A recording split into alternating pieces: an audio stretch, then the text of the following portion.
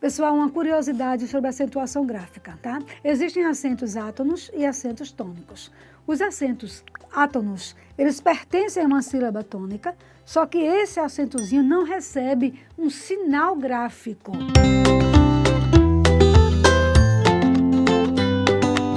Então, se eu digo, por exemplo, a palavra cadeira. Então, cadei, a sílaba tônica é essa aqui. Mas eu não preciso acentuar.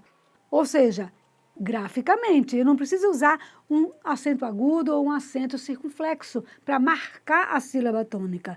Isso só acontece quando eu tenho acentos tônicos. Então, no momento em que eu digo, por exemplo, relâmpago, então eu vou precisar usar um acento tônico, gráfico. Eu tenho que demonstrar isso aí para que, então, a sílaba seja pronunciada. Lembrando ainda que em língua portuguesa, nós só podemos acentuar uma palavra na última sílaba, que eu vou chamar de oxítona, ou na penúltima sílaba, que eu vou chamar de paroxítona, ou então na antepenúltima sílaba, que eu vou chamar de proparoxítona. Aqui fica fácil porque nas proparoxítonas, porque em língua portuguesa todas são acentuadas, mas existem regras especiais para as oxítonas e para as paroxítonas.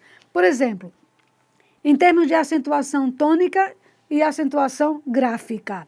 Então, se eu disser, por exemplo, ati do verbo atar, o nó do cadastro, por exemplo, então, a sílaba tônica é esse A, mas não recebe acento gráfico. Mas se eu disser, por exemplo, vou até tal lugar, então aqui, olha, aqui ela é oxítona, porque a acentuação tônica foi a última, e aqui ela já é paroxítona, porque a acentuação foi a penúltima. Mas se eu observar as duas palavras, então, esta aqui tem acento átono, eu só marquei a sílaba tônica, e essa aqui tem acento tônico, porque eu precisei usar o registro gráfico. Eu tenho outras palavras paroxítonas, como aconteceu, por exemplo, aqui com a palavra cadeira. Mas eu tenho um bando de palavras paroxítonas que precisam receber o acento. Então, paroxítonas terminadas em R.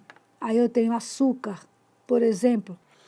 Eu tenho paroxítonas terminadas em X. Eu tenho tórax, por exemplo, tá?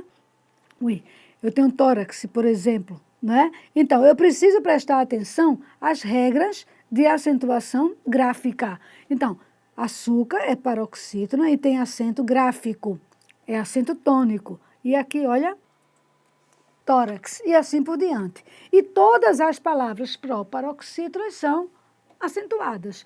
Então, se eu disser, por exemplo, a palavra prático, eu vou precisar de acento, ela é proparoxítona. Agora, o que me traz alguma dificuldade quando eu falo em monossílabos, porque existem os monossílabos tônicos e existem os monossílabos átonos. Por exemplo, quando eu digo ela jogou-se no chão e eu digo ela deu um nó no meu juízo. Veja aqui, em forma prática, tá? Eu estou usando de maneira mais simples para você entender melhor. Para você entender o que é o monossílabo tônico e o monossílabo átono, você observa se ele tem pronúncia isolada. Por exemplo, aqui, jogou-se nu, jogou-se nu. Ou eu pego essa palavrinha aqui e conjugo com a sílaba anterior, aliás, eu leio, pronuncio com a sílaba anterior ou com a sílaba posterior.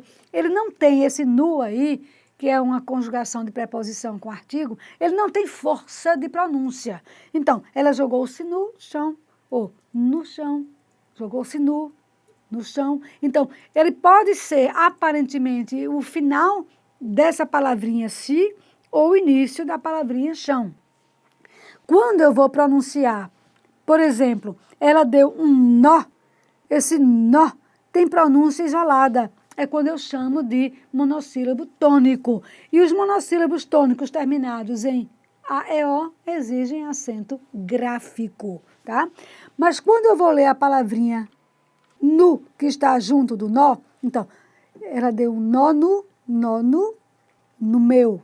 Então, é como se fosse um pedacinho de nó ou o iniciozinho de meu.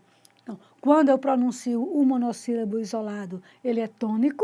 Quando ele faz de conta, ou aparentemente é, um pedacinho da sílaba da palavra anterior ou o início da sílaba da palavra posterior, eu vou dizer que ele é átono.